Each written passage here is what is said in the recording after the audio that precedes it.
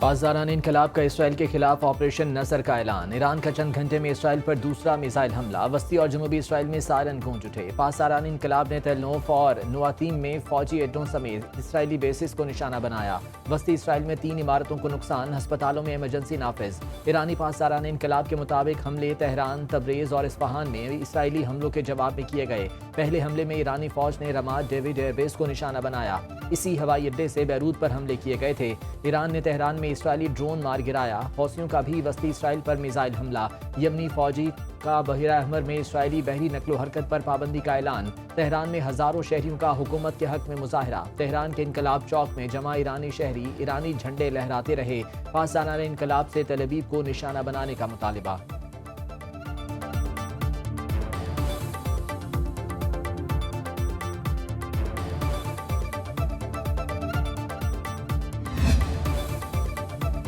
Israeli फौज की एक बार फिर ईरान में जारहियत। तेहरान, तबरेज और इस्फहान में ईरानी तंसीबात पर हमले। इसराइली फजाइया ने जनूब मगरबी ईरान में पेट्रोकेमिकल प्लांट को निशाना बनाया। प्लांट को जुज़वी तौर पर नुकसान पहुंचा। अप्रैल में भी इसराइल ने इस प्लांट को निशाना बनाया था। इसराइली मीडिया के मुताबिक ईरान पर इसराइली हमलों में इराक और आज़रबाईजान की फ़ज़ाई हदूद इस्तेमाल की गई। तेहरान और करज पर हमलों के लिए बुहिरा कैस्पियन का रास्ता अपनाया गया। इसराइली जंगी जहाज आज़रबाईजान की फ़ज़ाई राहदारी से ईरान में दाखिल हुए। तबरेज़, खुरमाबाद और करमानशाह पर हमले इराक की फ़ज़ाई हदूद से किए गए। आज़रबाईजान की अपनी फ़ज़ाई हदूद ईरान पर हमले के लिए इस्तेमाल होने की तरदीद। इसराइली वज़ीर आज़म नेतन्याहू ने सिक्योरिटी काबीना का इजलास तलब कर लिया। ईरान ने अमेरिका को हालिया जंगबंदी खिलाफ वर्जियों का जिम्मेदार ठहरा दिया। तर्जुमान ईरानी वजारत खारजा इस्माइल बकाई ने कहा कि वाशिंगटन इसराइल की पुश्त पनाही बंद करे, मुल्की सलामती और दिफा के लिए तैयार हैं। अमेरिका और इसराइल जंगबंदी की खिलाफ वर्जी कर रहे हैं। जो कुछ हो रहा है सब अमेरिका की मनसूबाबंदी थी। अमेरिका की जानिब से जंगबंदी की खिलाफ वर्जी वाज़ेह है। सिफारतकारी और मैदान एक साथ हैं। लबनान में जंग का खात्मा जंगबंदी मुआहदे का हिस्सा था। जब जंगबंदी की शिक की खिलाफ वर्जी होती है तो सिफारती ट्रैक भी मुतासर होता है। अमेरिका की मुतज़ाद पॉलिसियों और मौक़िफ़ ने अब तक सिफारती रास्ते को मुतासर किया। हम इंतहाई बेएतमादी के माहौल में अमेरिका के साथ पैगामात का तबादला कर रहे थे। सेहूनी इदारे किसी ऐसी सिफारती रास्ते का एहतराम नहीं कर सकते जो खित्ते में इस्तेहकाम का बायस हो। तेहरान ने अपने मिसाइल दाग दिए, बस इतना काफी है। ट्रंप का ईरान को मशवरा। अमेरिकी सदर ने कहा ईरानी हमलों से किसी को नुकसान नहीं पहुंचा। उम्मीद है इसराइल जवाबी कार्रवाई नहीं करेगा। ईरान मेज पर वापस आए और मुआहिदा करे। अमेरिकी फौज अलर्ट है। इसराइल के बैरूत पर हमले से खुश नहीं हूँ। इसराइल ने जवाबी हमला किया तो तनाज़ा मजीद तूल पकड़ सकता है। इसराइली वज़ीर आज़म से कहूँगा जवाबी हमला न करे। हम ईरान के साथ एक हतमी मुआहदे के बहुत करीब हैं। मुआहदे पर पीर, मंगल या बुध को दस्तखत होना थे और अब ये सब कुछ हो गया।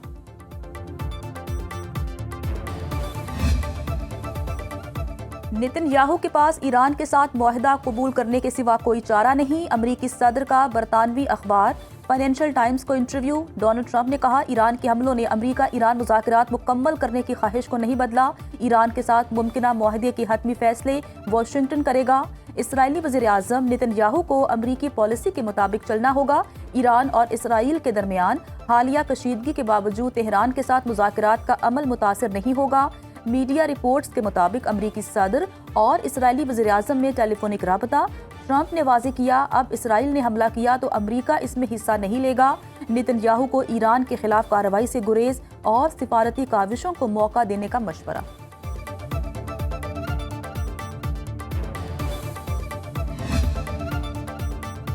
लबनान पर जारहियत बर्दाश्त न करने के ऐलान के बाद हमलावरों को भरपूर जवाब दिया। ईरानी सुप्रीम लीडर के मुशीर मोहसिन रज़ाई कहते हैं कार्रवाई जारी कुव्वतों की शरपसंदी रोकने के लिए वाज़ेह वार्निंग है।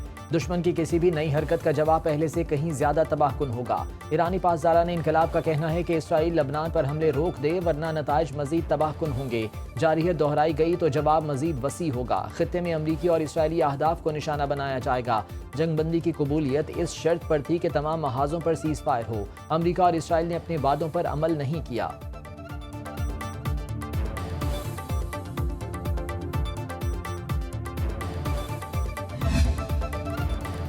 ईरानी वज़ीर ख़ारजा अब्बास अराग़ची का फील्ड मार्शल आसिम मुनीर से राबता। इसराइल के खिलाफ ईरान के रद्द-ए-अमल और ख़ित्ते की ताज़ा सूरत हाल पर बातचीत। ईरान के वज़ीर ख़ारजा अब्बास अराग़ची का सऊदी हममंसब फैसल बिन फरहान से भी टेलीफोनिक राबता। जंगबंदी की इसराइली खिलाफ वर्जियों और ईरान के जवाबी इक़दामात पर बातचीत। हालिया सिक्योरिटी और सियासी पेशरफ्त पर इलाकाई ममालिक में मुशावरत पर तबादला ख्याल। अब्बास अराग़ची के तुर्क और बरतानवी वज़राए ख़ारजा से भी टेलीफोनिक राबते।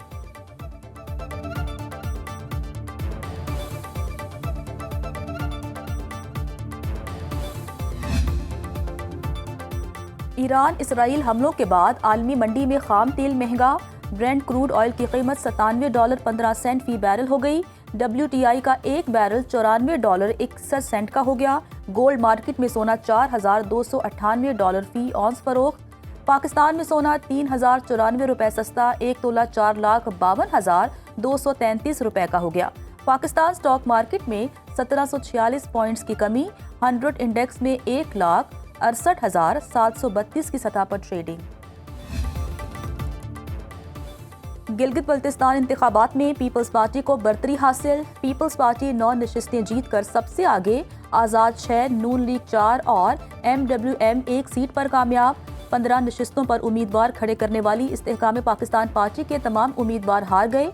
24 में से 20 सीटों के गैर हतमी गैर सरकारी नताइज आ गए। 12 हलकों का फॉर्म 47 जारी। GBA 14 अस्तोर और GBA 9 स्कर्दू के नताइज रोक दिए गए। पीपल्स पार्टी ने नगर में तमाम मुखालिफ सियासी जमातों का सफाया कर दिया। दोनों सीटें जीतकर क्लीन स्वीप। स्कर्दू में भी 4 में से 3 सीटों पर पीपल्स पार्टी फाते। साबिक वज़ीर आला मेहदी शाह के बेटे सैयद तौकीर मेहदी जीत गए। नून लीग के साबिक वज़ीर आला हफीजुर रहमान कामयाब। साबिक वज़ीर आला हाजी गुलबर खान अपनी सीट न बचा सके। तहरीक इंसाफ के साबिक वज़ीर आला खालिद खुर्शीद की वालिदा हार गईं। मजलिसे वहदतुल मुस्लिमीन के मोहम्मद काजिम मीज़म जीत गए।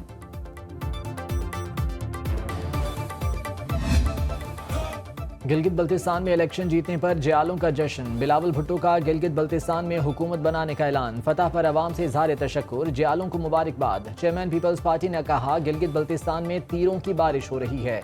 वज़ीर आला सिंध मुराद अली शाह, शेरी रहमान और दीगर PP रहनुमाओं की भी फतह पर मुबारकबाद।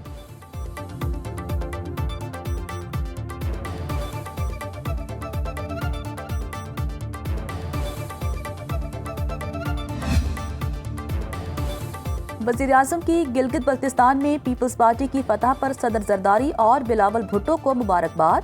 शहबाज शरीफ का शफाफ, पुरअमन और सियासी सरगर्मियों से भरपूर इलेक्शन के नकात पर आवाम को खिराज तहसीन। वज़ीर आज़म ने कहा, पाकिस्तान पीपल्स पार्टी गिलगित बल्तिस्तान इलेक्शन में अक्सरियती सियासी जमात के तौर पर सामने आई है। नून लीग के कामयाब उम्मीदवारों को मुबारकबाद पेश करता हूँ जिन्होंने अच्छा मुकाबला किया। इलेक्शन कमीशन ने शफाफ और गैर जानिबदार इलेक्शन यकीनी बनाए, जो कि काबिल सताइश है। बजट पर पीपल्स पार्टी के तहफ़्फ़ुज़ात दूर करने के लिए ऐवान सदर में अहम इजलास तलब। ज़राए के मुताबिक सदर मुमलिकत आसिफ जरदारी से वज़ीर आज़म की मुलाकात आज तय पा गई। वज़ीर आज़म शहबाज शरीफ, नायब वज़ीर आज़म इसहाक डार ऐवान सदर जाएंगे। वज़ारत ख़जाना के हुकाम भी मुलाकात में शरीक होंगे। बिलावल भुट्टो, वज़ीर आला सिंध मुराद अली शाह, नवीद कमर और शेरी रहमान शिरकत करेंगे। दोनों जमातों में बजट और दीगर उमूर पर बातचीत होगी। नायब वज़ीर आज़म इसहाक डार और बिलावल भुट्टो की जरदारी हाउस में मुलाकात।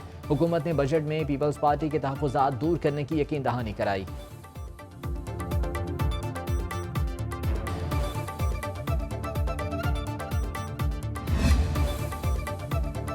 तनख्वाहदार तबके के लिए टैक्स स्लैब में कमी की तजवीज़। विफाकी हुकूमत को टैक्सों के निफाज और रिलीफ इकदामात पर IMF की मंजूरी का इंतजार।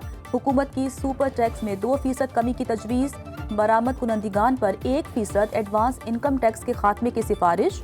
प्रॉपर्टी सेक्टर के लिए बड़े रिलीफ की तजवीज़। सोलर पैनल्स, हाइब्रिड गाड़ियों और 2 दर्जन दीगर अशिया पर जनरल सेल्स टैक्स बढ़ाकर 18% करने पर बातचीत जारी। पाकिस्तान का इलेक्ट्रिक गाड़ियों पर जनरल सेल्स टैक्स की शरह कम रखने पर जोर। FBR का टैक्स हदफ 15,264 अरब रुपए मुकर्रर करने पर गौर। हुकूमत की IMF को तमाम अशिया पर 18% सेल्स टैक्स की यकीन दहानी। इलेक्ट्रिक व्हीकल्स पर 1% सेल्स टैक्स को बतदरीज बढ़ाने की तजवीज़।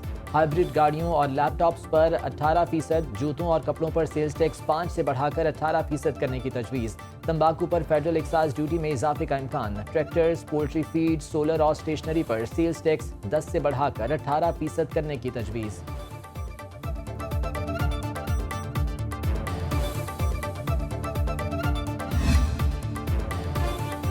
पंजाब हुकूमत का बजट में ट्रांसपोर्ट के लिए मेगा प्रोजेक्ट लाने का फैसला। लाहौर में मास ट्रांजिट सिस्टम बिछाने का प्लान।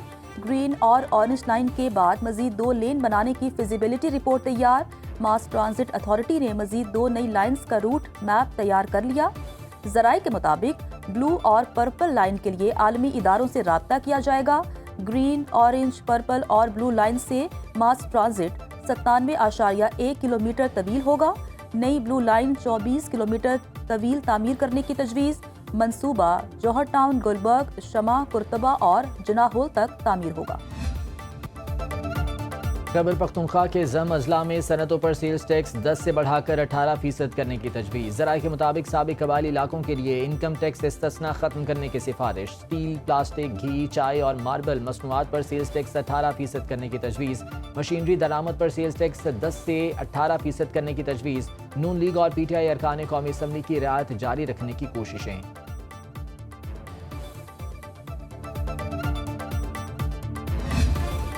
बिलावल भुट्टो ने आज़ाद कश्मीर की सूरत हाल पर पार्लिमानी कमेटी का इजलास बुला लिया। ज़राए के मुताबिक PP आज़ाद कश्मीर का इजलास सरदारी हाउस में होगा। PP आज़ाद कश्मीर सियासी उमूर की इंचार्ज और शोबा ख़वातीन की मरकजी सदर फरियाल तालपुर भी शरीक होंगी। इजलास में आज़ाद कश्मीर की सियासी सूरत हाल का जायजा लिया जाएगा।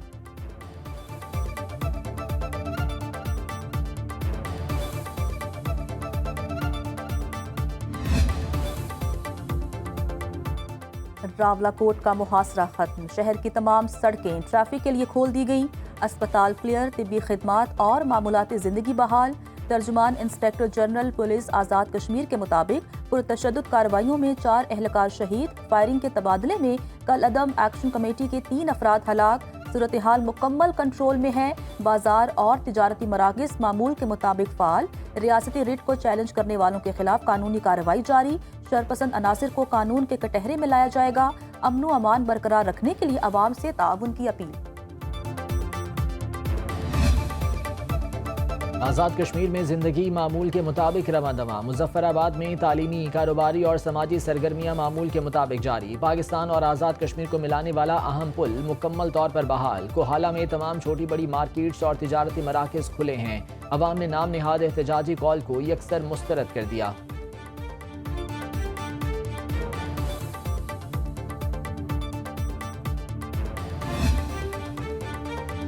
तहरीक इंसाफ के नाराज धड़े का पेशावर में आज फिर इजलास होगा। साबिक स्पीकर मुश्ताक गनी कहते हैं नाराज अरकान असम्बली आज के इजलास में अहम फैसले करेंगे। अपनी ही हुकूमत के अरकान के खौफ से खैबर पख्तूनख्वा असम्बली का इजलास मुलतवी किया गया। हम अपने अरकान के साथ मंजर आम पर आने वाले हैं।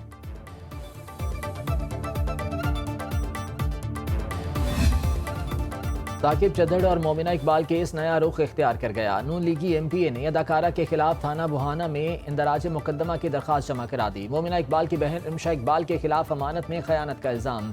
दरख्वास्त के मुताबिक रिमशा इकबाल ने ऑस्ट्रेलिया जाने के लिए साकिब खान चद्दड़ से लेकर 39 लाख रुपए बैंक में रखवाए। साकिब चद्दड़ ने 41 लाख रुपए कैश भी दिया। रिमशा इकबाल के खिलाफ मुकदमा दर्ज करके रकम वापस दिलाने की इस्तदा।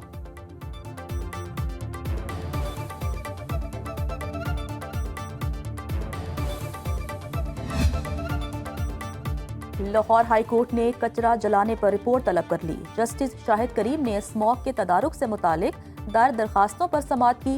निजी सोसाइटी के अकब में कचरा जलाने से पैदा होने वाली आलूदगी पर DG रेस्क्यू से रिपोर्ट तलब। मेंबर जुडिशल कमीशन ने बताया महकमा माहौलियात की टीमें मुस्तकिल बुनियादों पर मौके पर तैनात कर दी गई हैं। निजी सोसाइटी के करीब कचरा फेंकने का सिलसिला फौरी तौर पर रोक दिया गया। अदालत का डिप्टी कमिश्नर को डंपिंग साइट न होने के बोर्ड आवेजा करने का हुक्म।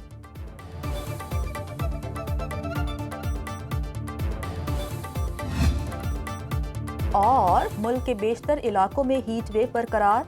महकमे मौसमियात के मुताबिक दर्जे हरारत 4 से 6 डिग्री मामूल से ज्यादा रहेगा।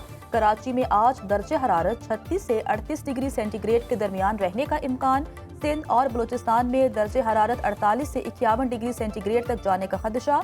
पंजाब में पारा 44 से 48 डिग्री सेंटीग्रेड तक जाने का इम्कान। जनूबी पंजाब और सिंध में गर्द आलूद हवाएं और आंधी चलने का अलर्ट। हीट वेव के पेश नज़र आवाम को एहतियाती तदाबीर इख्तियार करने की हिदायत।